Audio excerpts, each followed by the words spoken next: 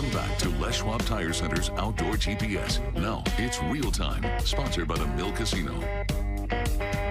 Welcome back, everybody. We're going to join Austin Moser. He's live over on the east side of Washington on the Columbia, chasing, well, two different species today. Triploids that are massive, and then, of course, walleye that are delicious. Turns out they're both delicious.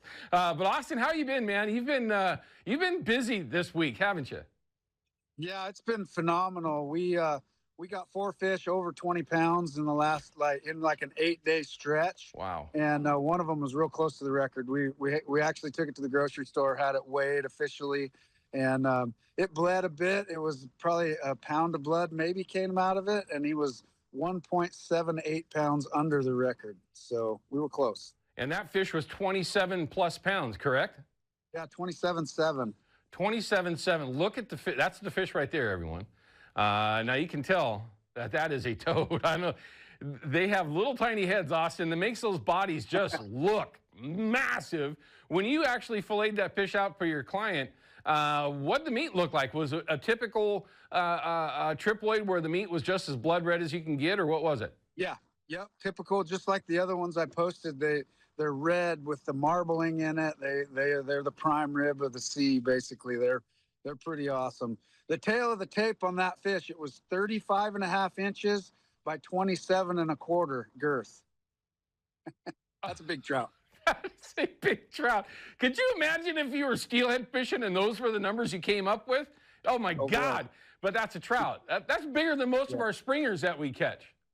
Yeah, it was impressive, man. I tell you what, we put that fish in the boat, and I probably had a smile for about 2 hours that never went away. It was pretty awesome. And then, of course, not a day or two later, you landed another one that was in the mid-20s as well. You mentioned that it was in a 7-8 day stretch. So for those folks that participate in this, kind of pay attention to the expert here. Is there a reason why some of those larger fish may have been more active in that time frame, or was it just random? I don't know if it was random.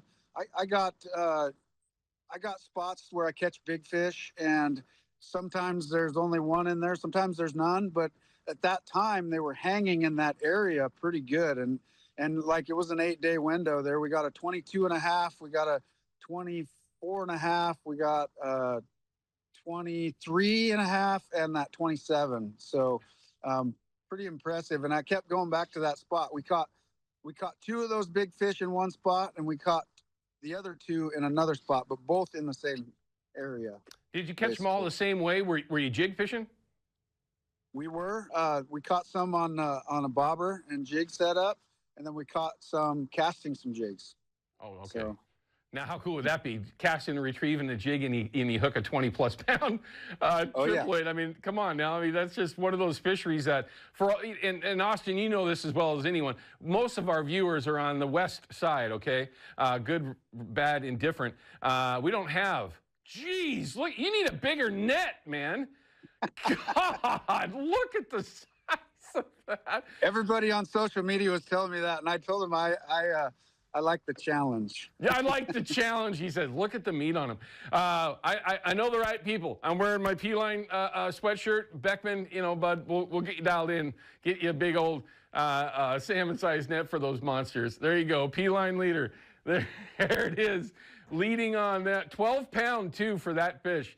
Yep. Well, that's awesome, man. But I know that today you're also going to be chasing walleye at some point, and I would say that for the normal person like myself would go, well, why would you go after walleye if you've been catching these trophy triploids? And obviously he's been catching smaller ones, of course, and we're talking about the giants that he's getting. But is it just the time of year? Is that the reason why you might switch gears a little bit? Yeah, I get a lot of customers, they'll come early in the winter and then they want to go do walleye later. So they'll do a trip early in the winter for the triploids, then they'll come back for the walleye. But the beauty of this fishery is if one's not fishing great, I can switch it up, and usually I can figure something out. So, and the walleye that we have here are really nice fish, and we do very well. But sometimes it takes a little bit for them to turn on.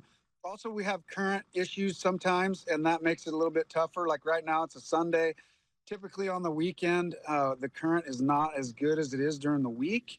And so that can hinder us on our fishing, basically, for both species, really. But the walleye, it makes it exceptionally hard because we drift in the current the way we're catching them. And when there's no current, you can't drift in the current. So makes it more of a challenge. Well, that leads me to my next question, but we're going to have to do that after this break, Austin. Everyone stick with us. We've got Austin Moser from Austin's Northwest Adventures. We're going to talk a little walleye. He just mentioned that the stagnant water, no current, is definitely not the best thing to have.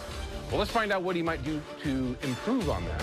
Is it moving on his own? We'll find out. We'll be back in just a minute with more Outdoor GPS.